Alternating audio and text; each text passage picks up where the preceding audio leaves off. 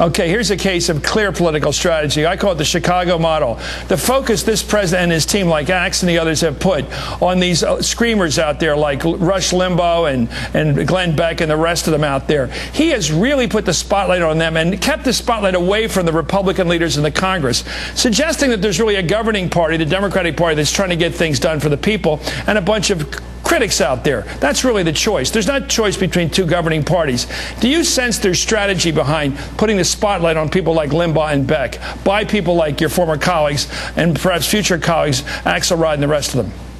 Well, I just think it's reality. Is that strategy, or is it just sort of day-to-day tactics?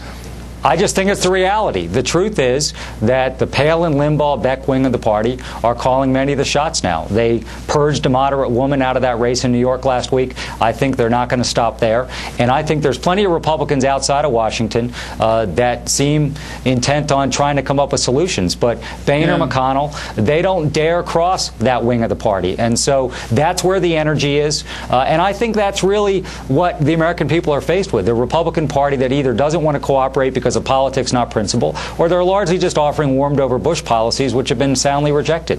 So it's not really strategic on the part of the president hardly ever to mention the names of McConnell, the Republican leader, or Boehner, the Republican leader in the House. He never seems to mention their names, whereas you hear a lot of the White House talking about the Limbaugh-Palin crowd, as you put it.